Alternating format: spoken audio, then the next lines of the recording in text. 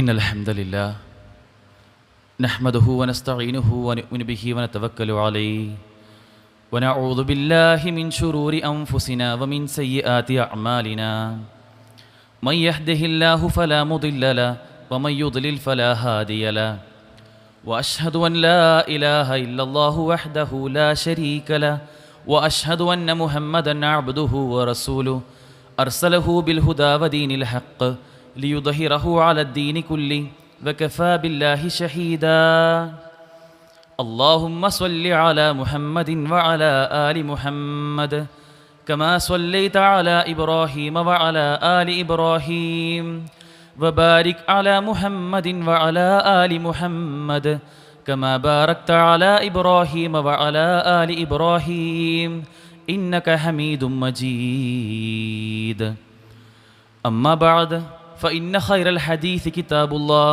وخير الهدي هدي محمد صلى الله عليه وسلم وشر الأمور محدثاتها وكل محدثة بدعة وكل بدعة ضلالة وكل ضلالة في النار أعوذ بالله من الشيطان الرجيم بسم الله الرحمن الرحيم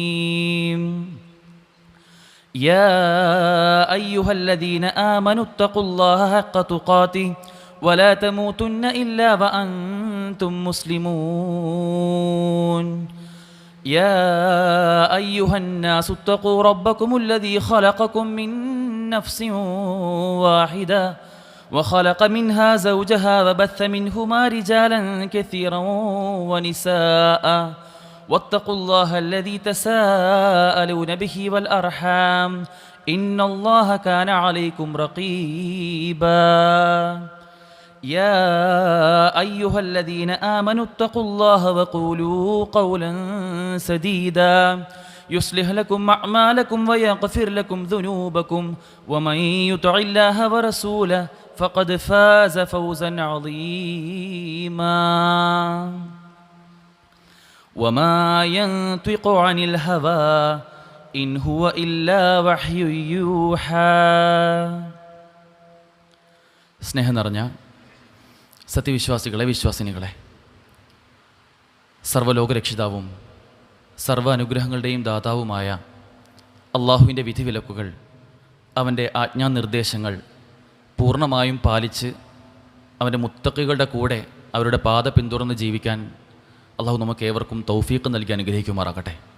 അത്തരത്തിൽ ജീവിതം ക്രമീകരിക്കണമെന്ന് എന്നെയും നിങ്ങൾ ഓരോരുത്തരെയും ഓർമ്മിപ്പിക്കുകയാണ്, തഖ്വ കൊണ്ട് വസിയത്ത് ചെയ്യുകയാണ്. 1990 ഫെബ്രുവരി 14 ശാസ്ത്രീയ ലോകത്ത് ഒരു അത്ഭുതകരമായ ഒരു പ്രതിഭാസം നടന്നു. വോയേജർ 1 എന്ന നാസയുടെ ഒരു കൃത്രിമ ഉപഗ്രഹം ഭൂമിയെപ്പറ്റിയും സൗരയൂഥത്തെപ്പറ്റിയുമൊക്കെ പഠിക്കാനായി ബഹിരാകാശത്തേക്ക് പോയി. അതിൻ്റെ മടക്കയാത്രയിൽ സൗരയൂഥത്തിൻ്റെ ഏറ്റവും അതിർത്തി പിന്നിടുന്ന സമയത്ത് അത് ഭൂമിയുടെ ഒരു ചിത്രം പകർത്തുകയുണ്ടായി. ഭൂമിയുടെ ഒരുപാട് വിദൂരതയിലുള്ള ഒരു സെൽഫി. ആ ചിത്രത്തിൽ ഒരു ഇരുണ്ട പ്രതലത്തിൽ ഒരു ചെറിയ നീല പുള്ളിയായിക്കൊണ്ട് ഭൂമിയെ കാണുമായിരുന്നു. ഈ ചിത്രം പിന്നീട് ശാസ്ത്രലോകത്ത് വലിയ ചർച്ചയായി. ഒരു പ്രഗത്ഭനായ ജ്യോതിശാസ്ത്രജ്ഞനായ അമേരിക്കയിലെ കാൾ സാഗൻ എന്ന സയൻറ്റിസ്റ്റ്, അദ്ദേഹം എ പെയിൽ ബ്ലൂ ഡോട്ട് എന്നാണ് അതിനെ വിശേഷിപ്പിച്ചത്. ശൂന്യാകാശത്തിലെ ഇളം നീലപ്പൊട്ട്. ഇത് പ്രസക്തമാകുന്നത് അദ്ദേഹം പിന്നീട് പറഞ്ഞ ചില വാചകങ്ങൾ കൂട്ടിച്ചേർക്കുമ്പോഴാണ്. ഈ ചെറിയ നീലപ്പൊട്ടിനെ അദ്ദേഹം വിശേഷിപ്പിച്ചത്, ദൂരെ നിന്ന് നോക്കുമ്പോൾ ഭൂമി അത് വളരെ നിസ്സാരമായ ഒന്നാണ്, ഒരു ചെറിയ നീലപ്പൊട്ട് മാത്രമാണ്, വലിയ പ്രത്യേകതയൊന്നും അതിനില്ല. എന്നാൽ മനുഷ്യനെ സംബന്ധിച്ച് നോക്കുകയാണെങ്കിൽ, അദ്ദേഹം പിന്നീട് അദ്ദേഹത്തിൻ്റെ ചിന്തകൾ പങ്കുവെക്കുകയാണ്, ആ കാണുന്ന വെറും പൊട്ടോളം മാത്രം വലിപ്പം വരുന്ന ആ ഭൂമി, അതാണ് നമ്മുടെ വീട്. ആ വീട്ടിൽ എണ്ണിയാൽ ഒടുങ്ങാത്ത സംസ്കാരങ്ങളും ആശയങ്ങളും വൈവിധ്യങ്ങളും നിയമങ്ങളുമൊക്കെ അവിടെയുണ്ട്. അവിടെ വേടനും ഇരയും, വീരനും ഭീരുവും, രാജാവും കൃഷിക്കാരും, അഴിമതിക്കാരും പാപികളുമൊക്കെ ആ ചെറിയ നീലക്കുത്തിൽ അവിടെ അധിവസിക്കുന്നവരായി നമുക്ക് കാണാൻ സാധിക്കും. നാം ഏറെ സ്നേഹിക്കുന്ന നമ്മുടെ കുടുംബ ബന്ധുക്കളുമൊക്കെ അവിടെയാണ് ജീവിക്കുന്നതും മരിക്കുന്നതുമൊക്കെ. അദ്ദേഹത്തിൻ്റെ ഈ ഒരു പ്രസ്താവന പിന്നീട് ശാസ്ത്രലോകത്ത് വലിയ ചർച്ചയായി. ആ ചർച്ചയുടെ ഒക്കെ ഒരു ആകത്തുക, മനുഷ്യൻ എന്നാൽ അവൻ നിസ്സാരനാണ്. ഒരുപക്ഷെ ഭൂമിയെ സംബന്ധിച്ച്, ഈ ഭൗതിക ലോകത്തെ സംബന്ധിച്ച് മനുഷ്യർക്കുള്ള ഒരു ചിന്ത എന്നത് ഇതൊരു വലിയ സംഭവമാണ്. ഞാൻ ജീവിക്കുന്ന ഈ ഭൂമി, ഇതിനെപ്പറ്റിയുള്ള എൻ്റെ പഠനം, എൻ്റെ ഗവേഷണം, എൻ്റെ നിരീക്ഷണം, ഇതെല്ലാം എന്നെ എന്തോ വലിയ സംഭവമാക്കി മാറ്റിയിരിക്കുന്നു എന്ന തോന്നലുള്ള ഒരു മനുഷ്യനെ ശാസ്ത്രലോകം അന്ന് വിശേഷിപ്പിച്ചത്, അങ്ങനെ അഹങ്കരിക്കാൻ മാത്രം ഒന്നുമില്ല മനുഷ്യ, നീ ഈ ചെറിയൊരു കുത്തുണ്ടല്ലോ അതിൽപ്പെട്ട ഈ പറഞ്ഞ ഒരു വിഭാഗത്തിൽപ്പെടുന്ന ഒരു വ്യക്തി മാത്രമാണ്, അതല്ലാതെ മറ്റൊന്നുമല്ല എന്നതായിരുന്നു. അഹങ്കരിക്കാനായി മനുഷ്യർക്കൊന്നുമില്ല എന്ന് പലപ്പോഴായി ചരിത്രത്തിൽ നമുക്ക് കാണാൻ സാധിക്കും. എത്ര വലിയ കൊടിയ അഹങ്കാരികളാണെങ്കിലും എൻ്റെ കാര്യം നോക്കാൻ എനിക്കറിയാം, നിങ്ങളുടെ സഹായം ആവശ്യമില്ല എന്ന് പറയുന്ന ആളുകൾ പോലും പിന്നീട് അവർ ചരിത്രത്തിൻ്റെ ഏതോ ഒരു ഗതിയിൽ സ്വന്തം ജീവിതത്തെപ്പറ്റിയും അതിൻ്റെ ലക്ഷ്യത്തെപ്പറ്റിയും അതിൻ്റെ നിസ്സാരതയെപ്പറ്റിയുമൊക്കെ പലപ്പോഴായി തിരിച്ചറിഞ്ഞ അനുഭവങ്ങൾ നമുക്ക് കാണാൻ സാധിക്കും. ഇന്നൊന്ന് ആലോചിച്ച് നോക്കൂ, നമുക്ക് മനുഷ്യരാകുന്ന നമുക്ക് എല്ലാമുണ്ട്, എല്ലാത്തിനും മതിയായവനാണ്, താൻ പോന്നവനാണ് എന്നൊക്കെ പറയുന്ന മനുഷ്യന് സ്വന്തം കാഴ്ചയെപ്പറ്റി നോക്കുകയാണെങ്കിൽ സ്വന്തം മൂക്കിനെയും ചെവിയെയും പോലും കൃത്യമായി നേരിട്ട് കാണാൻ ഒരു മനുഷ്യൻ്റെ കണ്ണുകൊണ്ട് സാധിക്കുന്നില്ല. അവൻ്റെ ചെവിയിൽ അവൻ കേൾക്കുന്ന ശബ്ദവീചികൾ വെറും 20,000 20,000 ഹേർട്സിൻ്റെയും ഇടയിലുള്ള കുറഞ്ഞ ശബ്ദവീചികൾ. ഒരു നായയോ വവ്വാലോ കേൾക്കുന്ന ശബ്ദം മനുഷ്യന് കേൾക്കാൻ സാധിക്കുന്നില്ല. എത്ര വലിയ അഹങ്കാരമുണ്ട് എന്ന് പറയുമ്പോഴും ഒരു വ്യക്തി ആലോചിച്ച് നോക്കേണ്ടത്, നമ്മുടെ കാഴ്ചയ്ക്ക് പരിമിതിയുണ്ട്, നമ്മുടെ കേൾവിക്ക് പരിമിതിയുണ്ട്. ഇതുപോലെ പഞ്ചേന്ദ്രിയങ്ങൾ കൊണ്ട് നാം ആകുന്ന മനുഷ്യർ നമ്മൾ കണ്ടുപിടിക്കുന്ന ശാസ്ത്രീയമായ പുരോഗതിയുടെയും നിരീക്ഷണങ്ങളുടെയും പഠനങ്ങളുടെയും ഒക്കെ കാര്യത്തിലും ആ പരിധിയും പരിമിതിയും മനുഷ്യനുണ്ട് എന്ന യാഥാർത്ഥ്യം പലപ്പോഴും ചില ആളുകളൊക്കെ വിസ്മരിച്ചു പോകുന്നുണ്ട്. നാം മനസ്സിലാക്കേണ്ട ഒരു കാര്യം, മനുഷ്യൻ നിസ്സാരനാണ്, അവൻ സമ്പൂർണനല്ല, അവൻ നിരാശ്രയനല്ല, അവൻ എല്ലാം തികഞ്ഞവനുമല്ല. ഇതൊരിക്കലും ഒരു മനുഷ്യനാവാൻ സാധിക്കുകയുമില്ല. കാരണം അവൻ ഈ ഭൂമിയിൽ ജീവിക്കുന്നത് ഒരു സെറ്റ് ഓഫ് റൂൾസ്, ഇവിടെ ചില നിയമങ്ങൾ പാലിക്കാൻ വിധേയനായിക്കൊണ്ടാണ്. ആ നിയമങ്ങളെ എപ്പോഴാണോ അവൻ കാറ്റിൽ പറത്താൻ ശ്രമിക്കുന്നത്, ഞാനാണ് എല്ലാത്തിനും മതിയായവൻ, എനിക്ക് എൻ്റെ മേൽ നിയമങ്ങളൊന്നും ആവശ്യമില്ല, ഞാൻ ചിന്തിക്കുന്നത് പോലെ, ഞാൻ ആലോചിക്കുന്നത് പോലെ എൻ്റെ പഠനങ്ങൾക്കും ഗവേഷണങ്ങൾക്കും ഒപ്പം ഞാൻ സഞ്ചരിച്ച് അങ്ങനെ മുന്നോട്ട് പോകും എന്ന് ചിന്തിക്കുന്ന ആളുകൾ ചരിത്രത്തിൽ ഒരുപാട് കാണാൻ സാധിക്കും. പ്രവാചകൻ സല്ലല്ലാഹു അലൈഹി വസല്ലം പ്രവാചകൻ്റെ കാലത്തും ഇത്തരത്തിൽ ഞാനാണ് ഏറ്റവും വലിയവൻ എന്ന് പറഞ്ഞുകൊണ്ട് അഹങ്കാരത്തിൻ്റെ വർത്തമാനങ്ങൾ പറഞ്ഞ ഒരുപാട് ആളുകൾ കാണാൻ സാധിക്കും. പരിശുദ്ധ ഖുർആനിലൂടെ അല്ലാഹു സുബ്ഹാനഹു വ തആല അവരോട് പറയുന്നുണ്ട്, ഫല്ലദീന ആമനൂ ബിഹി വഅസ്സറൂഹു വനസറൂഹു വത്തബഉ അന്നൂറല്ലദീ ഉൻസില മഅഹു ഉലൈക ഹുമുൽ മുഫ്ലിഹൂൻ. വിജയികളായ ഒരു കൂട്ടം ആളുകളെ പറ്റി, വിജയിച്ചവരായ ആളുകളെ പറ്റി അല്ലാഹു സുബ്ഹാനഹു വ തആല പറയുകയാണ്, ഫല്ലദീന അവർ യാതൊരു കൂട്ടരാണ്, ആമനൂ ബിഹി അവർ വിശ്വസിക്കുന്ന ആളുകളാണ്, ഒന്ന്, വഅസ്സറൂഹു അവർ പിന്തുടരുന്ന ആളുകളാണ്, വനസ്വറൂഹു അവർ അദ്ദേഹത്തെ സഹായിക്കുന്ന ആളുകളുമാണ്, വത്തബഉ അന്നൂറല്ലദീ ഉൻസില മഅഹു അള്ളാഹുവിൻ്റെ റസൂലിൻ്റെ കൂടെ അദ്ദേഹത്തോടൊപ്പം അവതരിപ്പിച്ചിട്ടുള്ള ആ പ്രകാശത്തെ പിൻപറ്റുന്ന ആളുകളുമാണ് അവർ. അതാണ് അവരുടെ പ്രത്യേകത. അവർ വിശ്വസിക്കുന്നവരാണ്, പിന്തുടരുന്നവരാണ്, പിന്തുണയ്ക്കുന്നവരാണ്, സഹായിക്കുന്നവരാണ്. അതോടൊപ്പം അദ്ദേഹത്തിൻ്റെ പ്രകാശത്തെ, ഈ പരിശുദ്ധ പ്രമാണങ്ങളെ പിൻപറ്റുന്ന ആളുകളുമാണവർ. അവർക്കാണ് ഉലൈക ഹുമുൽ മുഫ്ലിഹൂൻ, അവരാണ് വിജയിച്ച ആളുകളെന്ന് അല്ലാഹു സുബ്ഹാനഹു വ തആല പറയുകയാണ്. യഥാർത്ഥത്തിൽ മനുഷ്യരെ സംബന്ധിച്ചിടത്തോളം അള്ളാഹുവിൻ്റെ വിധിവിലക്കുകൾ പാലിക്കുമെങ്കിൽ മാത്രമാണ് അവർ വിജയിക്കുക. അവൻ്റെ സ്വന്തം ബുദ്ധിക്കും യുക്തിക്കും ആലോചിക്കുമ്പോൾ കണ്ടുപിടിക്കുന്ന കാര്യങ്ങൾ അതനുസരിച്ച് അവൻ പോവുകയാണെങ്കിൽ ഒരുപക്ഷെ അതിൻ്റെ അഹങ്കാരത്തിൽ കുറച്ചു കാലം നമുക്ക് മുന്നോട്ട് പോകാമെന്ന് കരുതാം. പക്ഷേ അതിനപ്പുറം മരണശേഷം ഒരു ലോകമുണ്ട് എന്നും അവിടെ വിജയിക്കാൻ കഴിയുമെന്നും അവൻ ചിന്തിക്കുന്നുണ്ടെങ്കിൽ അത് വ്യർത്ഥമായ ആലോചനയാണ്. സഹോദരങ്ങളെ, ഈ ഭൂമിക്ക്, നാം ജീവിക്കുന്ന ഈ ഭൗതികമായ ലോകത്തിന് ഒരു ക്രമമുണ്ട്. ആ ക്രമം നിശ്ചയിക്കുന്നത് മനുഷ്യനല്ല. നമ്മുടെ ഭൗതികമായ കാര്യങ്ങൾക്ക് പോലും ഒരു ക്രമമുണ്ട്. ആലോചിക്കൂ, ഒരു അങ്ങാടിയിൽ ഒരു ട്രാഫിക് സിഗ്നൽ അത് എന്തിനു വേണ്ടിയാണുള്ളത്? അവിടെയുള്ള ബ്ലോക്കുകളെല്ലാം പരിഹരിക്കാനും നമുക്ക് ഏറ്റവും സുന്ദരമായി യാത്ര ചെയ്യാനും ട്രാഫിക് സിഗ്നലുകളും ട്രാഫിക് പോലീസുകാരുമുണ്ട്. അതുപോലെ ഒരു സ്കൂളാണെങ്കിൽ അവിടെ ഒരു സെറ്റ് ഓഫ് നിയമങ്ങളുണ്ട്. ആ നിയമങ്ങളൊക്കെ ഇവിടെ കൊണ്ടുവരുന്നത് മനുഷ്യൻ ഏറ്റവും കൃത്യമായി സഞ്ചരിക്കാനാണെങ്കിൽ മനുഷ്യൻ്റെ വിഷയത്തിലുള്ള നിയമങ്ങൾ, അവൻ്റെ ആത്മീയമായ കാര്യങ്ങൾക്കുള്ള നിയമങ്ങളും ആ കാര്യങ്ങളുമൊക്കെ ആരാണ് തീരുമാനിക്കേണ്ടത്? അത് മനുഷ്യനാണോ തീരുമാനിക്കേണ്ടത്? അത് മനുഷ്യൻ തീരുമാനിച്ചു കഴിഞ്ഞാൽ എന്തായിരിക്കും സംഭവിക്കുക? ചരിത്രത്തിൽ തന്നെ ഒരുപാട് ഉദാഹരണങ്ങൾ കാണാൻ സാധിക്കും. മനുഷ്യൻ്റെ കാര്യം അത് ഞങ്ങൾ നോക്കിക്കോളാം, എൻ്റെ കാര്യം ഞാൻ നോക്കിക്കോളാം, എനിക്ക് പ്രമാണങ്ങളുടെ ഒന്നും ആവശ്യമില്ല, ഞാൻ എൻ്റെ ബുദ്ധിക്ക് യോജിക്കുന്ന കാര്യങ്ങൾക്കാണ് പ്രാമുഖ്യം നൽകുക, എൻ്റെ പ്രയോറിറ്റി അതായിരിക്കും എന്ന് തീരുമാനിച്ച ഒരുപാട് ആളുകൾ കാണാൻ സാധിക്കും. അവരുടെ അടിസ്ഥാനം എന്ന് പറയുന്നത് എൻ്റെ കാര്യങ്ങൾ ഞാൻ നോക്കാം എന്ന് പറയുന്ന ആളുകളുടെ ന്യായീകരണങ്ങൾ പല രൂപത്തിലാണ്. എനിക്ക് ജീവിക്കാൻ അതിനെതിരെ കുറേ നിയമങ്ങളൊക്കെ, എന്തിനാണ് ഈ പ്രമാണങ്ങൾ, ഖുർആനും സുന്നത്തുമൊക്കെ എന്തിനാണ്? എൻ്റെ കാര്യം ഞാൻ നോക്കിയാൽ പോരെ? ഈ ഭൂമിയിൽ, ഈ ഭൗതിക ലോകത്ത് എനിക്ക് ജീവിക്കാൻ ആവശ്യമായ ധാർമ്മികതയെ പറ്റിയും മൂല്യങ്ങളെ പറ്റിയുമൊക്കെ എന്തിനാണ് മറ്റാരെങ്കിലുമൊക്കെ പറഞ്ഞു തരുന്നത്? അത് ഞാൻ തന്നെ, അല്ലെങ്കിൽ ഞങ്ങൾ മനുഷ്യർ തന്നെ ഉണ്ടാക്കിയാൽ മതിയല്ലോ എന്ന് പറയുന്ന ആളുകളെ, അവർ പറയുന്ന ചില ന്യായങ്ങൾ നമുക്കൊന്ന് പരിശോധിച്ച് നോക്കിയാൽ ചില ആളുകളൊക്കെ പറയാറുണ്ട്, ഈ മനുഷ്യ സമൂഹം ഇന്നേ വരെ ജീവിച്ച അവരുടെ ഒരു കോമൺ സെൻസ് പ്രകാരം ജീവിച്ചാൽ പോരെ? എന്തിനാ ഈ ഖുർആൻ സുന്നത്തൊക്കെ? നമ്മുടെ കോമൺ സെൻസ് എങ്ങനെയാണോ, ഓരോ വ്യക്തിക്കും തോന്നുന്നത് എങ്ങനെയാണോ അതനുസരിച്ച് ജീവിച്ചാൽ പോരെ എന്ന് പറയുന്ന ആളുകളുണ്ട്. ഇത് വെറും മൗഢ്യമാണ് എന്ന് ചിന്തിക്കുന്ന ആർക്കും മനസ്സിലാവും. ഓരോ വ്യക്തിക്കും, ഓരോ പ്രായത്തിലുള്ള ആളുകൾക്കും വ്യത്യസ്ത കോമൺ സെൻസാണ്. പിന്നെ എങ്ങനെയാണ് ലോകത്തിന് മൊത്തം ഒരു ക്രമം ഉണ്ടാവാൻ സാധിക്കുക? അതിലൂടെ ഒരിക്കലും നമുക്ക് ധാർമ്മികതയെ, അല്ലെങ്കിൽ നമ്മൾ ജീവിക്കേണ്ട നിയമങ്ങൾ നിർവചിക്കാൻ സാധിക്കുകയില്ല. മറ്റു ചില ആളുകൾ പറയാറുണ്ട്, മനുഷ്യനിർമ്മിതമായ ചില മൂല്യങ്ങളുണ്ടല്ലോ, കാലം ഒരുപാട് പുരോഗമിച്ചു, നമ്മളെല്ലാവരും പിന്നെ ഒന്നും ഒരു സമയം നമുക്കുണ്ടായിരുന്നു, ഉടുക്കാൻ വസ്ത്രങ്ങളില്ലാത്ത ഒരു പ്രായം നമുക്കുണ്ടായിരുന്നു, ഒരു കാലം നമുക്കുണ്ടായിരുന്നു. അതിൽ നിന്ന് പുരോഗമിച്ച് ഒരുപാട് മൂല്യങ്ങൾ സ്വായത്തമാക്കി ഇന്ന് ഈ നിലയിൽ എത്തിയിട്ടുണ്ടല്ലോ. അപ്പോൾ ഈ മൂല്യങ്ങൾ പോരെ നമുക്ക് ജീവിക്കാൻ? നമുക്ക് എന്തിനാണ് ഈ പരിശുദ്ധമായ എന്ന് നിങ്ങൾ പറയുന്ന പ്രമാണങ്ങളുടെ ആവശ്യം എന്താണ് എന്ന് ചോദിക്കുന്ന ആളുകളെ കാണാൻ സാധിക്കും. യഥാർത്ഥത്തിൽ പുരോഗമിച്ച് മൂല്യങ്ങൾ ഏറ്റവും ഉത്തുംഗതയിൽ എത്തിയെന്നുണ്ടെങ്കിൽ എന്തുകൊണ്ടാണ് ലൈംഗികമായ അതിക്രമങ്ങളും പീഡനങ്ങളും കഴിഞ്ഞ ദിവസം പോലും നമ്മൾ സോഷ്യൽ മീഡിയയിലൊക്കെ സജീവമായി ചർച്ചയാവുന്നത്? മൂല്യങ്ങൾ അതൊരിക്കലും മനുഷ്യൻ പുരോഗമിക്കുന്നതിനനുസരിച്ച് അവൻ്റെ മൂല്യങ്ങളും വർദ്ധിക്കുന്നില്ല, അത് മുന്നോട്ട് ഗമിക്കുന്നില്ല എന്ന കാര്യം നമ്മൾ തിരിച്ചറിയേണ്ടതുണ്ട്.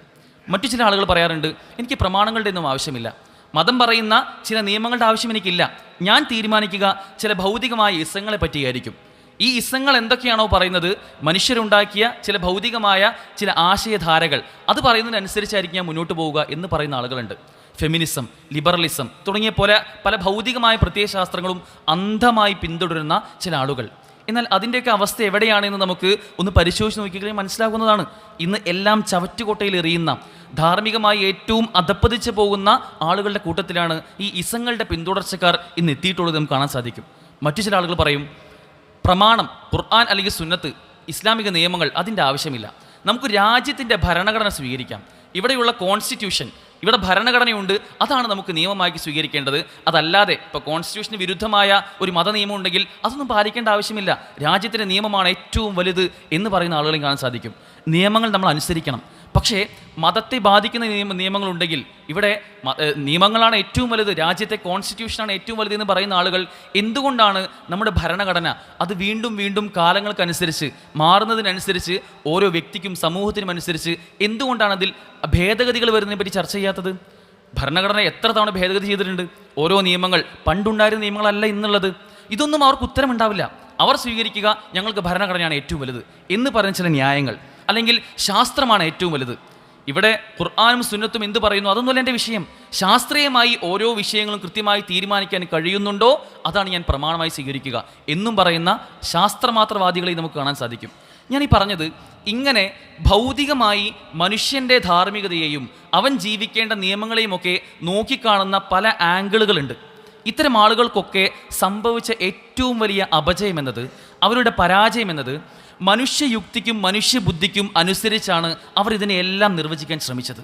എന്നാൽ ഇതെല്ലാം പരാജയത്തിൽ മാത്രമാണ് ചെന്ന് സമാപിച്ചിട്ടുള്ളൂ എന്ന കാര്യം നാം അറിയേണ്ടതുണ്ട്. കാരണം മനുഷ്യൻ്റെ ചിന്തയ്ക്കും ബുദ്ധിക്കുമെല്ലാം പരിമിതിയുണ്ട്. മനുഷ്യനെ സൃഷ്ടിച്ച ഈ ലോകത്തുള്ള സർവ്വതിനെയും സൃഷ്ടിച്ച അള്ളാഹു സുബ്ഹാനഹു വ തആല പറഞ്ഞിട്ടുണ്ട്, മനുഷ്യ നിന്റെ ചിന്തയ്ക്കും ബുദ്ധിക്കും പരിമിതിയുണ്ട്. അള്ളാഹുവിൻ്റെ നിയമങ്ങളാണ്, അല്ലെങ്കിൽ അള്ളാഹു അവതരിപ്പിച്ച് പ്രവാചകൻ സല്ലല്ലാഹു അലൈഹി വസല്ലമയുടെ പൂർത്തിയാക്കപ്പെട്ട ആ നിയമങ്ങളാണ് നിന്റെ ജീവിതത്തിന് ഏറ്റവും ആത്യന്തികമായി നീ പാലിക്കേണ്ടതെന്ന് അള്ളാഹുവിൻ്റെ കൽപ്പന നമുക്ക് കാണാൻ സാധിക്കും. പ്രിയമുള്ളവരെ, ഖാലിഖായ, ബാരി ആയ, റഹ്മാനും റഹീമും ഖാദിറും ബസീറും സമീഉമായ അള്ളാഹുവിൻ്റെ നിയമങ്ങൾ എല്ലാം കാണുന്ന, എല്ലാം അറിയുന്ന, എല്ലാം കേൾക്കുന്ന, ഈ ഭൗതിക ലോകത്തും എന്തെല്ലാം ഉണ്ടോ അതെല്ലാം കൃത്യമായി അറിയുന്ന, ഈ ലോകത്തെ അറിയുന്ന, ലോകരെ അറിയുന്ന അള്ളാഹു സുബ്ഹാനഹു വ തആല, അള്ളാഹു അവതരിപ്പിച്ച മതമാണ് നമ്മുടെ പ്രമാണമെന്ന് കൃത്യമായി നമ്മൾ തിരിച്ചറിയേണ്ടതുണ്ട്. അതല്ലാതെ മനുഷ്യബുദ്ധിയിൽ ഉദിക്കുന്ന പല കാര്യങ്ങളും കുറച്ചു കാലത്തേക്ക് നമുക്ക് വലിയ സംഭവമായി തോന്നിയേക്കാം. അത് നേരത്തെ പറഞ്ഞതുപോലെ ഒരു ചെറിയ നീലക്കുത്ത്, അത് മാത്രമാണ് മനുഷ്യൻ. അവൻ നിസ്സാരനാണ് എന്ന ബോധ്യം നമുക്കുണ്ടാവേണ്ടതുണ്ട്. അള്ളാഹു ആണ് ആ രൂപത്തിൽ നമുക്കെല്ലാം ഇവിടെ ജീവിക്കാൻ ആവശ്യമായ നിയമങ്ങൾ നമുക്ക് സംവിധാനിച്ചിട്ടുള്ളത്. അത് എത്ര നിസ്സാരമായി നമുക്ക് തോന്നാമെങ്കിലും ഒരുപക്ഷെ ഒരു ഗ്ലാസ് വെള്ളം കുടിക്കുന്നതിൽ പോലും എത്ര സുന്നത്തുകളാണ്. അത് ഇരുന്നു കൊണ്ട് കുടിക്കണം, അത് പതിയെ കുടിക്കണം, വലത് കൈകൊണ്ട് കുടിക്കണം, അത് കുറച്ചായി കുടിക്കണം എന്ന് തുടങ്ങി 8-10 സുന്നത്തുകളൊക്കെ പണ്ഡിതന്മാർ ഒരു ഗ്ലാസ് വെള്ളം കുടിക്കുന്നതിനെ പറ്റി പറയുന്നുണ്ട്. അത്ര നിസ്സാരമായ ഒരു കാര്യം മുതൽ ബാത്റൂമിലേക്ക് പ്രവേശിക്കുന്നത് മുതൽ, അല്ലെങ്കിൽ അവൻ്റെ യാത്ര തുടങ്ങുമ്പോൾ അവൻ ചൊല്ലേണ്ട പ്രാർത്ഥന മുതൽ, ഇങ്ങനെ ഏറ്റവും നിസ്സാരമായി തോന്നാവുന്ന എല്ലാ കാര്യങ്ങൾ മുതൽ 2 രാഷ്ട്രങ്ങൾ തമ്മിലുള്ള നയതന്ത്രപരമായ കാര്യങ്ങൾ വരെ ഇസ്ലാമിക പ്രമാണങ്ങളിൽ സ്ഥിരപ്പെട്ട് വന്നിട്ടുണ്ട്.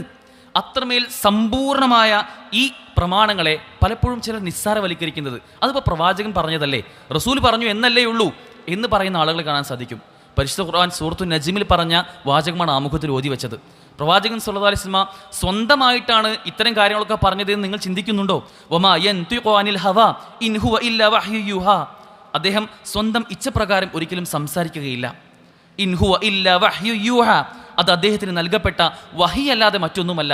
വഹീൻ്റെ അടിസ്ഥാനത്തിൽ മാത്രമാണ് പ്രവാചകൻ സല്ലല്ലാഹു അലൈഹി വസല്ലം ഒരു കാര്യം പറഞ്ഞിട്ടുണ്ടെങ്കിൽ അത് ഉണ്ടാവുകയുള്ളൂ എന്ന് തിരിച്ചറിയേണ്ടതുണ്ട്. യഥാർത്ഥത്തിൽ നമ്മുടെ പ്രമാണങ്ങൾ എന്നത് അത് വഹീൻ്റെ അടിസ്ഥാനത്തിൽ നമ്മൾ മനസ്സിലാക്കിയ പരിശുദ്ധ ഖുർആനും തിരുസുന്നത്തുമാണ്. അതിനെ എങ്ങനെയാണോ പ്രവാചകൻ സല്ലല്ലാഹു അലൈഹി വസല്ലമയും പ്രവാചകൻ്റെ ഉത്തമ തലമുറയും ഖൈറു ഉമ്മ, ഏറ്റവും ഉത്തമ സമുദായവും അവർ ജീവിച്ച് നമുക്ക് കാണിച്ചു തന്നത്, അതാണ് ആ രൂപത്തിൽ പകർത്താനാണ് നമുക്ക് ബാധ്യതയുള്ളത്. അത് മാത്രമാണ് ശരി. അടിവരായിട്ട് മനസ്സിലാക്കേണ്ടതുണ്ട്. അതാണ് ശരി എന്നല്ല, അത് മാത്രമാണ് ശരി എന്ന് വിശ്വസിക്കുമ്പോഴാണ് നമ്മുടെ ഈമാൻ അത് പൂർണ്ണമാവുകയുള്ളൂ. അതല്ലാത്ത മറ്റെല്ലാം അത് പിഴച്ച വാദങ്ങളാണ്, അല്ലെങ്കിൽ അത് വ്യതിചലിച്ചു പോയ ചില ചിന്താധാരകളാണ് എന്ന് നമ്മൾ തിരിച്ചറിയേണ്ടതുണ്ട്. എങ്ങനെയാണ് മതത്തിൽ നിന്നും ഒരു വ്യക്തി വ്യതിചലിക്കുന്നത്? മതത്തിൽ നിന്നും ഒരു വ്യക്തി വേർപെട്ട് പോകണമെങ്കിൽ 2 രൂപത്തിലേ അതിന് പോകാൻ സാധിക്കുകയുള്ളൂ. ഒന്നാമതായിക്കൊണ്ട് പ്രമാണമായതിനെ പ്രമാണമല്ലാതാക്കുന്ന ഒരു രൂപമാണ്. പ്രമാണമായി ഖുർആനും സുന്നത്തുമായി സ്വഹീഹായ ഹദീസുകളായി എന്തെല്ലാം വന്നിട്ടുണ്ടോ അതിനെ പ്രമാണമല്ല എന്ന് പറയുന്നതിലൂടെയാണ് എൻ്റെ ബുദ്ധിക്ക് യോജിക്കുന്നില്ല, അതുകൊണ്ട് ഞാൻ സ്വീകരിക്കുന്നില്ല, ഈ ഹദീസ് എനിക്ക് സ്വീകരിക്കാൻ തോന്നുന്നില്ല, പിന്നെ ഒരായത്ത് അതിലെന്തോ ചെറിയ പ്രശ്നമുണ്ട് എന്നൊക്കെ ചിന്തിക്കുകയാണെങ്കിൽ അവൻ വ്യതിചലിച്ചു പോകുന്നു, പ്രമാണമായതിനെ പ്രമാണമല്ല എന്ന് ചിന്തിക്കുന്നതിലൂടെ. രണ്ടാമതായി ഒരു വ്യക്തി തെറ്റിപ്പോകുന്നത് പ്രമാണമല്ലാത്തതിനെ പ്രമാണമാക്കുന്നതിലൂടെയാണ്. ഇന്ന് നമുക്ക് കാണാൻ സാധിക്കും, പ്രമാണമല്ല എന്ന് ഉറപ്പുണ്ടായിട്ടും പരിശുദ്ധ ഖുർആനിനോടും തിരുസുന്നത്തിനോടുമൊന്നും യാതൊരു നിലയ്ക്കും യോജിക്കാത്ത പല കാര്യങ്ങളും അത് പ്രമാണമായി ദീനിൽ സ്ഥിരപ്പെട്ടതാണ് എന്ന് തെളിയിക്കുന്ന രൂപത്തിൽ പല കഥകളും മെനഞ്ഞുണ്ടാക്കി. പണ്ഡിത വേഷധാരികളായ പല ആളുകളും ഇന്ന് പറഞ്ഞു വെക്കുന്ന ആ ഉസ്താദ് പറഞ്ഞു, ആ ഖത്തീബ് പറഞ്ഞു, അതുകൊണ്ട് അത് ശരിയായിരിക്കും എന്ന് പറയുന്ന, അല്ലെങ്കിൽ ഇന്ന കിതാബിലുണ്ട്, അത് പ്രവാചകൻ സല്ലല്ലാഹു അലൈഹി വസല്ലമയ്ക്ക് ഒരുപാട് വർഷത്തിന് ശേഷം ജീവിച്ച ഏതോ ചില കിതാബുകളിൽ അത് കാണപ്പെടുന്നുണ്ട്, അതുകൊണ്ട് അത് ശരിയാണ്, അത് മാത്രമാണ് ശരി എന്നൊക്കെ പറയുന്ന രൂപം. അല്ലെങ്കിൽ കാരണവന്മാരായിക്കൊണ്ട് എൻ്റെ വാപ്പാൻ്റെ വാപ്പയും ഒക്കെ ജീവിച്ചത് ഈ രൂപത്തിലാണ്, അവരൊക്കെ ഈ മഹലുണ്ടാക്കിയത് ഇങ്ങനെയാണ്, അതുകൊണ്ട് ഞാനും അങ്ങനെയേ ജീവിക്കുള്ളൂ, അവർ പോകുന്ന സ്വർഗത്തിലേക്ക് എനിക്ക് പോയാൽ മതി എന്നൊക്കെ പറയുന്ന ചില വാദങ്ങൾ. പ്രമാണമല്ലാത്തതിനെ പ്രമാണമായി സ്വീകരിക്കുക, അതിനുവേണ്ടി പല മായാവി കഥകളും പല കെട്ടുകഥകളും ഇല്ലാ കഥകളുമൊക്കെ ഉണ്ടാക്കി അതിനെ പൊലിമ കൊടുത്തുകൊണ്ട് അത് എല്ലാവർക്കും സ്വീകാര്യമായി തോന്നിക്കുന്ന രൂപത്തിൽ അത് പ്രചരിപ്പിക്കുന്നൊരവസ്ഥ. എന്നാലോചിച്ച് നോക്കൂ, ഇത് വളരെ അപകടം പിടിച്ചൊരു വാദമാണ്. പ്രമാണമല്ലാത്തതിനെ ഇസ്ലാമിലേക്ക് കൂട്ടിച്ചേർക്കുക എന്നത് ഒരു വ്യക്തി അവൻ മുസ്ലിം ആവണമെങ്കിൽ അവൻ ഏറ്റവും ആദ്യമായി ചൊല്ലേണ്ടത് അവൻ്റെ ഷഹാദത്താണ്. അഷ്ഹദു അൻ ലാ ഇലാഹ ഇല്ലല്ലാഹ് വ അഷ്ഹദു അന്ന മുഹമ്മദർ റസൂലുള്ളാഹ്, അള്ളാഹുവാണ് ഏക ഇലാഹ് എന്ന് ഞാൻ സാക്ഷ്യം വഹിക്കുന്നു എന്ന് പറയണമെങ്കിൽ സഹോദരങ്ങളെ അതിൽ തന്നെ പിഴവ് സംഭവിക്കുന്ന ആളുകളാണ് ഇവർ. ഇന്ന് നമുക്ക് കാണാൻ സാധിക്കും, CM ആണ് ലോകം നിയന്ത്രിക്കുന്നവൻ, മുദബ്ബിറുൽ ആലം അത് CM ആണ് എന്ന് പറയുന്ന അവസ്ഥയിലേക്ക് ഒരു മനുഷ്യന് അള്ളാഹുവിൻ്റെ കഴിവുകൾ സിഫത്തുകൾ കൊടുക്കുന്ന ഒരു സാഹചര്യം കാണാൻ സാധിക്കും. എവിടേക്കാണ് ഈ പ്രമാണങ്ങളെ കൃത്യമായി മനസ്സിലാക്കാത്ത ആളുകൾ നാടിനെ കൊണ്ടുപോകുന്നത്? ഓരോ വഖത്തിലും നമസ്കാരത്തിലുമൊക്കെ നമ്മൾ ഇയ്യാക നഅ്ബുദു വ ഇയ്യാക നസ്തഈൻ, റബ്ബേ നിന്നോട് മാത്രമാണ് ഞങ്ങൾ ചോദിക്കുന്നത്, നിൻ്റെ ഈ നേർവഴി ഞങ്ങൾ നയിക്കണമേ എന്നൊക്കെ പറയുന്ന നമ്മൾ എങ്ങനെയാണ് ഈ അർത്ഥമറിയാതെ ഈ CMലേക്കും മറ്റുമൊക്കെ പോകാൻ സാധിക്കുന്നത്? അത്തരത്തിൽ പ്രമാണമല്ലാത്തതിനെ പ്രമാണമാക്കി വ്യാഖ്യാനിക്കുന്നതിൽ ചില ആളുകൾ ഇവിടെ വിജയിച്ചൊരു സാഹചര്യം കാണാൻ കഴിയും. നമുക്കൊരിക്കലും ആ വിഷയത്തിൽ പിഴവ് സംഭവിക്കാൻ പാടില്ല. നമ്മുടെ അടിസ്ഥാനം എന്നത് മനുഷ്യൻ്റെ ചിന്തയ്ക്കും യുക്തിക്കുമൊക്കെ അപ്പുറമാണെങ്കിൽ പോലും നമ്മുടെ അടിസ്ഥാനം എന്നത് അത് അള്ളാഹുവും റസൂലും ഒരു കാര്യം കൽപ്പിച്ചിട്ടുണ്ടോ അതാണ് നമ്മുടെ പ്രമാണം. അവിടെയാണ് നമ്മൾ നിൽക്കേണ്ടത്. അതിനപ്പുറമോ അതിനിപ്പുറമോ നിൽക്കാൻ നമുക്ക് പാടില്ല. കാരണം ഒരു മുസ്ലിമിൻ്റെ ചിന്ത എന്ന് പറയുന്നത് ഇദാ ഖലല്ലാഹു വ റസൂലുഹു അംറൻ, അള്ളാഹുവും റസൂലും ഒരു കാര്യം കൽപ്പിച്ചു കഴിഞ്ഞാൽ, ഈ ഒരു വാചകം നമ്മൾ കേട്ട് കഴിഞ്ഞാൽ നമ്മൾ ശ്രദ്ധിക്കേണ്ടത് സമിഅന വഅതഅന, ഞാൻ കേട്ടു, ഞാൻ അനുസരിച്ചു. എൻ്റെ പ്രയോറിറ്റി, എൻ്റെ പ്രിഫറൻസ് അത് ഇവിടെയാണ്. അള്ളാഹു റസൂലും എന്നോടൊരു കാര്യം പറഞ്ഞു എങ്കിൽ എനിക്ക് മറ്റൊന്നും ചിന്തിക്കാനില്ല. എൻ്റെ ആലോചനയിലോ എൻ്റെ ചിന്തയിലോ എൻ്റെ യുക്തിക്കോ ബുദ്ധിക്കോ അതിനെതിരായി എന്ത് തോന്നിയാലും എനിക്കതൊരു പ്രശ്നമല്ല. കാരണം ഞാൻ സ്വീകരിക്കുന്ന പാത, ഞാൻ വിശ്വസിക്കുന്ന ഈ വിശ്വാസം എന്നത് ഇത് പ്രമാണങ്ങൾക്ക് വിധേയമായതാണ്, പ്രമാണങ്ങളിൽ സ്ഥിരപ്പെട്ടതാണ് എന്ന അഭിമാനബോധമാണ് ഒരു മുസ്ലിമിനുണ്ടാവേണ്ടത്. ബാക്ക് ടു ടെക്സ്റ്റ് അല്ലെങ്കിൽ പ്രമാണങ്ങളിലേക്ക് മടങ്ങുക എന്ന് കാണാൻ കഴിയും. ഇതിനൊക്കെ പരിഹസിച്ചുകൊണ്ടാണ് ഇന്ന് സോഷ്യൽ മീഡിയയിൽ പല ആളുകളും, ഇപ്പോൾ യൂട്യൂബിലൊക്കെ എന്നും രാത്രി ഒരുപാട് ചർവണങ്ങൾ നടത്തുന്ന, രാത്രിയിൽ വലിയ രൂപത്തിൽ ഓവർ ടൈം പണിയെടുത്തുകൊണ്ട് ഇസ്ലാമിനെ മോശമായി ചിത്രീകരിക്കാൻ പല ഇല്ലാ കഥകളും മെനഞ്ഞുകൊണ്ട് പണിയെടുക്കുന്ന ചില ആളുകളെ കാണാൻ സാധിക്കും. എക്സ് മുസ്ലിംസ് എന്നൊക്കെ അറിയപ്പെടുന്ന ആളുകൾ. അവരൊക്കെ ഈ പ്രമാണങ്ങളെ വളരെ മോശമായി ചിത്രീകരിക്കുമ്പോൾ അവരറിയുന്നില്ല ഈ പ്രമാണങ്ങൾ അത് കാലങ്ങൾക്ക് അതീതമായി പ്രോജ്വലിച്ച് നിന്ന ഒന്നാണ്. അത് ഇനിയും അങ്ങനെ തന്നെ നിലകൊള്ളും. ലോകാവസാനം വരെ അള്ളാഹു ഇതിനെ സംരക്ഷിക്കുന്ന കാര്യം അള്ളാഹു ഏറ്റെടുത്തതാണ്. എന്നാൽ ചില ആളുകൾ ചോദിക്കാറുണ്ട്, എന്നാൽ ചിന്തിക്കാൻ പറഞ്ഞിട്ടില്ലേ, ചിന്തിക്കുന്നവർക്ക് ദൃഷ്ടാന്തമുണ്ട് എന്ന് ഖുർആനിൽ തന്നെ പറഞ്ഞിട്ടില്ലേ എന്ന് ചോദിക്കുന്ന ആളുകളെ കാണാൻ സാധിക്കും. ചിന്തിക്കണം, അതെ ചിന്തിക്കാം, അതിനൊരു പ്രശ്നവുമില്ല. പക്ഷെ നമ്മൾ ചിന്തിക്കേണ്ടത് എന്താണ്? ഇന്നൊരു കാര്യം അത് വഹയാണ്, വഹയിൻ്റെ അടിസ്ഥാനത്തിൽ സ്ഥിരീകരിക്കപ്പെട്ട ഒന്നാണ് എന്ന് പറഞ്ഞു കഴിഞ്ഞാൽ പിന്നെ അതിൽ സംശയം ഉണ്ടാകുന്ന രൂപത്തിലല്ല നമ്മുടെ ചിന്ത പോകേണ്ടത്. നമ്മോട് ചിന്തിക്കാൻ പറഞ്ഞത് ഒട്ടകത്തെപ്പറ്റി, അല്ലെങ്കിൽ ആകാശത്തെപ്പറ്റി, ഭൂമിയെപ്പറ്റി, കടലിനെപ്പറ്റി, പർവ്വതങ്ങളെപ്പറ്റി, ഇതിനെപ്പറ്റിയൊക്കെ നമ്മൾ ചിന്തിക്കണം. ഭൗതികമായ പ്രാപഞ്ചികമായ പ്രതിഭാസങ്ങളെ പറ്റിയൊക്കെ നമ്മൾ ചിന്തിക്കണം. ആ ചിന്തയിലൂടെ സ്വാഭാവികമായും ഒരു മനുഷ്യൻ എത്തിച്ചേരുക അള്ളാഹുവിലേക്കായിരിക്കും. അള്ളാഹുവിൻ്റെ ഏകത്വത്തിലേക്ക്, തൗഹീദിലേക്ക് അവൻ സ്വാഭാവികമായും എത്തപ്പെടും. എന്നാൽ ഇന്ന് മനുഷ്യർ ചിന്തിച്ചു പോകുന്നത്, അങ്ങനെ ചിന്തിച്ചു കഴിഞ്ഞാൽ സ്വാഭാവികമായും റബ്ബന മാ ഖലഖത ഹാദാ ബാതില സുബ്ഹാനക, റബ്ബേ നീ ഈ ആകാശവും ഭൂമിയും ഈ പർവ്വതങ്ങളും എനിക്ക് ഈ ഭൂമിയിൽ ജീവിക്കാൻ ആവശ്യമായ സകലതും ഒരുക്കി തന്നത് ഇതൊരിക്കലും വൃഥാവിലല്ല. മാ ഖലഖത ഹാദാ ബാതില, ഇതൊരിക്കലും വെറുതെ ഉണ്ടാക്കിയതല്ല. സുബ്ഹാനക, റബ്ബേ നീയാണ് ഏറ്റവും പരിശുദ്ധൻ എന്ന് സ്വാഭാവികമായ ആ മനുഷ്യൻ അങ്ങനെ ചിന്തിക്കുന്നൊരു വ്യക്തി പറയും. എന്നാൽ ഇന്ന് മനുഷ്യൻ്റെ ചിന്ത പോകുന്നത് എൻ്റെ ബുദ്ധിക്ക് യോജിച്ചതാണോ എന്ന് ചിന്തിച്ചുകൊണ്ട് പ്രമാണങ്ങളിലേക്കാണ് പോകുന്നത്. വഹി അതിപ്പോൾ ശരി തന്നെയാണോ? അല്ലെങ്കിൽ അള്ളാഹു സുബ്ഹാനഹു വ തആല വഹീൻ്റെ അടിസ്ഥാനത്തിൽ പരിശുദ്ധ ഖുർആനിലൂടെ പറഞ്ഞ, അല്ലെങ്കിൽ പ്രവാചകൻ സല്ലല്ലാഹു അലൈഹി വസല്ലം നമുക്ക് പഠിപ്പിച്ചു തന്ന ഒരു കാര്യം, സുബ്ഹി എന്താ പറ്റും 2 റക്അത്ത് നിസ്കരിക്കുന്നത്, അത് 3 ആക്കിയപ്പോൾ എന്താ പ്രശ്നം? 4 ആക്കിയ കുറച്ചുകൂടി നല്ലതല്ലേ എന്ന് പറയുന്ന അവൻ സ്വയം ചിന്തിക്കുന്നതിനനുസരിച്ച് അവൻ പ്ലാൻ ഉണ്ടാക്കുകയാണ്. അല്ലെങ്കിൽ റുക്കൂ, അതിപ്പോൾ കുനിയാൻ കുറച്ചൊരു ബുദ്ധിമുട്ടാണ്, അപ്പോൾ കുറച്ചൊരു പകുതി കുനിഞ്ഞാൽ പോരെ, അല്ലെങ്കിൽ നേരെ സുജൂദന ചെയ്താൽ പോരെ, എന്തിപ്പോൾ ഈ റുക്കൂവിൻ്റെ ആവശ്യം എന്ന് ചിന്തിക്കുന്നിടത്തേക്ക് പ്രമാണങ്ങളിൽ സ്ഥിരപ്പെട്ട വഹീൻ്റെ അടിസ്ഥാനത്തിൽ പ്രമാണമായി പറയപ്പെട്ട ഒരു കാര്യത്തെപ്പറ്റി ചിന്തിക്കാൻ നമ്മോട് പറഞ്ഞിട്ടില്ല. നമ്മോട് ചിന്തിക്കാൻ പറഞ്ഞത് ഈ പ്രാപഞ്ചികമായ ഭൗതിക ലോകത്തെക്കുറിച്ചാണ്. അങ്ങനെ ചിന്തിക്കുന്ന ഒരു വ്യക്തി സ്വാഭാവികമായും അള്ളാഹുവിനെക്കുറിച്ചും ഈ പ്രമാണങ്ങളെക്കുറിച്ചും കൃത്യമായി തിരിച്ചറിയുമെന്നതാണ്. എന്നാൽ ഇന്ന് ചില ആളുകൾ, പുതിയ കാലല്ലേ, ഇന്നത്തെ കാലത്തേക്ക് ഇങ്ങനെയൊക്കെ ചിന്തിക്കാൻ പാടോ? നമ്മൾ ശാസ്ത്രത്തിനനുസരിച്ച് മുന്നോട്ട് പോകേണ്ട ആളുകളല്ലേ, നമ്മൾ പുരോഗമന സമൂഹത്തിൻ്റെ കൂടെയുള്ള ആളുകളല്ലേ, നമ്മളെപ്പറ്റി ഇപ്പോൾ മുസ്ലിമീങ്ങൾ ഇങ്ങനെ ചിന്തിക്കുകയാണെങ്കിൽ ഇന്നത്തെ കാലത്ത് താടിയൊക്കെ വയ്ക്കുക എന്ന് കുറച്ച് മോശമല്ലേ? ഇങ്ങനെയൊക്കെ ചിന്തിക്കുന്ന ആളുകൾ അവർ പറയുന്നത് മറ്റുള്ളവർ നമ്മളെപ്പറ്റി എന്ത് ചിന്തിക്കും എന്നിങ്ങനെ പല രൂപത്തിൽ ഭൗതികമായ പല കാര്യങ്ങളിലേക്കും അവർ ചിന്തിക്കുമ്പോൾ സ്വാഭാവികമായും നമ്മൾ ചിന്തിക്കേണ്ട കാര്യം, യഥാർത്ഥ മുസ്ലിമീങ്ങൾ എന്ന നിലയ്ക്ക്, വിശ്വാസത്തിൽ കണിശതയുള്ള ആളുകൾ എന്ന നിലയ്ക്ക് നമ്മൾ ചിന്തിക്കേണ്ട കാര്യം, നമുക്ക് പൂർണ്ണമായും ഈ ദീനിൽ പിൻപറ്റാൻ സാധിക്കണം. അതിൽ യാതൊരു അണുകിട വ്യത്യാസം നമ്മുടെ വിശ്വാസത്തിൽ ഉണ്ടാവാൻ പാടുള്ളതല്ല.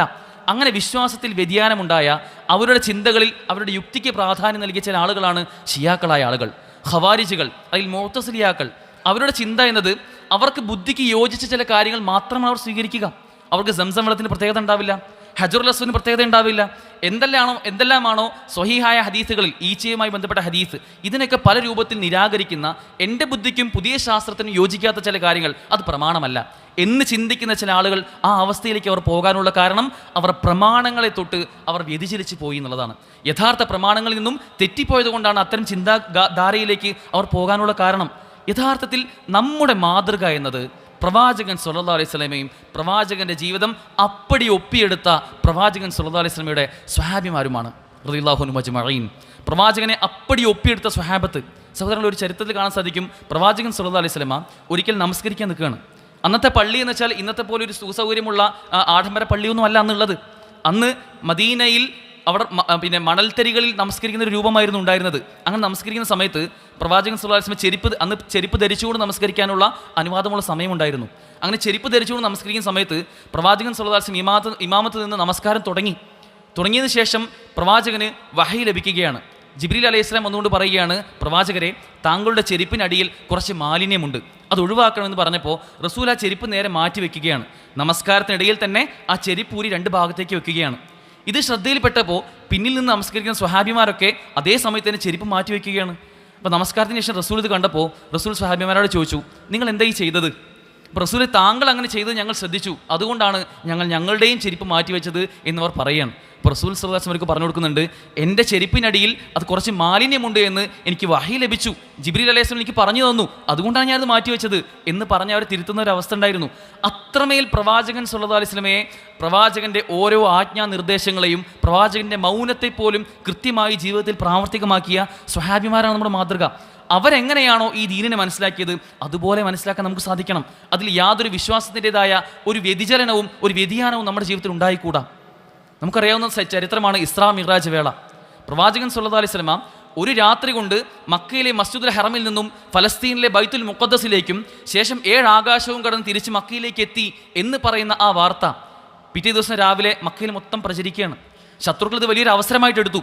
അവർ പറഞ്ഞത്, റസൂൽ മുഹമ്മദ് ഇപ്പോഴെങ്കിലും ഒരു കള്ളനാണ്, അദ്ദേഹം ഒരു സാഹിറാണ്, മജ്നൂനാണ് എന്ന് ഞങ്ങൾ പറയുന്നത് നിങ്ങൾക്ക് വിശ്വാസമായില്ലേ? ഇതൊക്കെ ആർക്കെങ്കിലും സാധ്യമാണോ? ഇത് സംഭവ്യമാണോ എന്ന് ചോദിക്കുകയുണ്ടായി.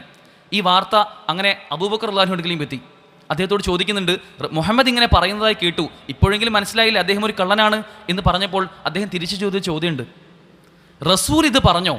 റസൂൽ ഇങ്ങനെ പറഞ്ഞോ എന്ന് ചോദിച്ചപ്പോൾ അതെ എന്ന് ഉത്തരം കേട്ടപ്പോൾ അദ്ദേഹം പറഞ്ഞത്, ഇന്നി ലഉസ്വദ്ദിഖഹു, തീർച്ചയായും ഞാൻ അദ്ദേഹത്തെ സത്യപ്പെടുത്തിയിരിക്കുന്നു, അദ്ദേഹം പറഞ്ഞത് സത്യമാണെന്ന് ഞാൻ സാക്ഷ്യപ്പെടുത്തിയിരിക്കുന്നു.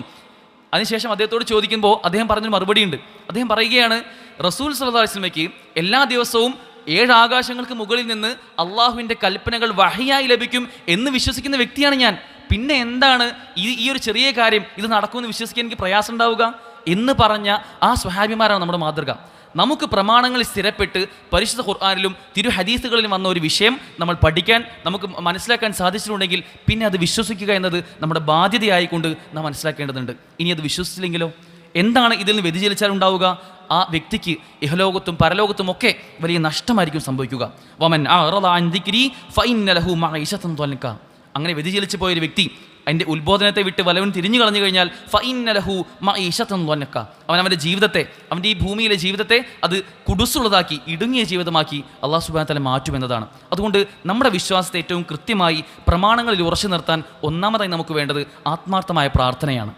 അള്ളാഹുവിൻ്റെ ഒരു തൗഫീഖ് ഉണ്ടെങ്കിൽ മാത്രമേ നമുക്ക് നമ്മുടെ വിശ്വാസത്തെ പ്രമാണങ്ങളിൽ ഉറച്ചു നിർത്താൻ സാധിക്കുകയുള്ളൂ. ആ തൗഫീഖിന് വേണ്ടി പ്രാർത്ഥിക്കുക. രണ്ടാമതായി നന്നായി പഠിക്കുക. പരിശുദ്ധ ഇസ്ലാമിൻ്റെ പ്രമാണങ്ങളെ പഠിച്ച് മനസ്സിലാക്കാൻ ഏതെല്ലാം അവസരങ്ങളുണ്ടോ അതെല്ലാം കൃത്യമായി ഉപയോഗപ്പെടുത്തിക്കൊണ്ട്, നമുക്കറിയാം 9-ാം നൂറ്റാണ്ടിൽ ഇമാം ബുഖാരി അദ്ദേഹം 14,000-ഓളം കിലോമീറ്ററുകൾ കാൽനടയായിക്കൊണ്ടും ഒട്ടകപ്പുറത്തും കഴുതപ്പുറത്തും ഒക്കെ സഞ്ചരിച്ചുകൊണ്ടാണ് ഹദീസുകൾ ക്രോഡീകരിക്കുന്നത്. അത്രമേൽ ത്യാഗം നമ്മുടെ മുൻഗാമികൾ അനുഭവിച്ചിട്ടുണ്ട്. നമുക്കൊന്നും അത്തരം ത്യാഗങ്ങൾ അനുഭവിക്കാനില്ല. നമുക്ക് പ്രമാണമായി കിട്ടിയതിനെ കൃത്യമായി പഠിക്കാനുള്ള സമയം കണ്ടെത്തുക. 3, സച്ചരിതരായ നമ്മുടെ മുൻഗാമികളുടെ മാർഗത്തിൽ അത് പിന്തുടരുവാനും അതിൽ ഉറച്ചു നിൽക്കുവാനുമുള്ള ഒരു ശ്രദ്ധ നമുക്കുണ്ടാവേണ്ടതുണ്ട്. നമുക്കത്തരത്തിൽ അങ്ങനെ ഒരു വിശ്വാസം നമുക്കുണ്ടെങ്കിൽ അതിന് നമ്മുടെ നാടാവട്ടെ, കുടുംബമാവട്ടെ, ഉമ്മയാവട്ടെ, ഉപ്പയാവട്ടെ, ആരെതിര് നിന്നാലും ഞാൻ അള്ളാഹുവിൻ്റെ മാർഗത്തിലാണ്, ഹസ്ബുൻ അല്ലാഹ്, എനിക്ക് അള്ളാഹുവിൻ്റെ മാർഗത്തിലുള്ള ഈ വിശ്വാസം മതി എന്ന് പറയാൻ, ഒഴുക്കിനൊപ്പം പോകാനല്ല, എല്ലാവരും എങ്ങനെയാണോ അതുപോലെ ഞാനും പോകാം എന്ന് പറയുന്നതിനല്ല, മറിച്ച് എൻ്റെ വിശ്വാസത്തോടൊപ്പമാണ് ഞാൻ ഉണ്ടാവുക എന്ന അഭിമാനത്തോടെ പറയാൻ നമുക്ക് സാധിക്കണം. അതോടൊപ്പം നന്മ കൽപ്പിക്കുന്ന, തിന്മ വിരോധിക്കുന്ന ആളുകളുടെ കൂട്ടത്തിൽ നമ്മൾ ഉണ്ടാവണം. നമ്മൾ മനസ്സിലാക്കിയ സത്യം അത് മറ്റുള്ളവരോട് പ്രബോധനം ചെയ്യുമ്പോൾ, പ്രചരിപ്പിക്കുമ്പോൾ മാത്രമാണ് നമുക്കിതിൽ ഉറച്ചു നിൽക്കാനുള്ള ഒരു തൗഫീഖ് അല്ലാഹു നമുക്ക് നൽകുക. അതുകൊണ്ട് അത്തരത്തിൽ നമ്മുടെ വിശ്വാസത്തെ വിമലീകരിക്കുവാനും ഏറ്റവും കൃത്യമായും സത്യമായതും കൃത്യമായി പഠിക്കുവാനും അല്ലാഹു നമുക്ക് ഏവർക്കും തൗഫീഖ് നൽകി അനുഗ്രഹിക്കുമാറാകട്ടെ.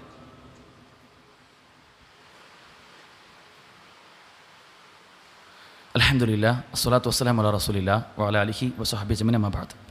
സഹോദരങ്ങളെ, ഇസ്ലാം അത് സമ്പൂർണ്ണമാണ്. ഇനി കാലത്തിനനുസരിച്ച് യാതൊരു മാറ്റവും നമ്മുടെ മതത്തിലോ പ്രമാണങ്ങളിലോ ഉണ്ടാകേണ്ടതില്ല, ഉണ്ടാകാവതല്ല എന്ന കാര്യം നാം തിരിച്ചറിയേണ്ടതുണ്ട്. എന്നാൽ പുതുതായി പലതും കൊണ്ടുവരിക എന്നത്, മതത്തിലേക്ക് പലതും കൂട്ടിച്ചേർക്കുക എന്നൊരു പ്രവണത കുറച്ച് കാലമായി നാം കാണുന്നു.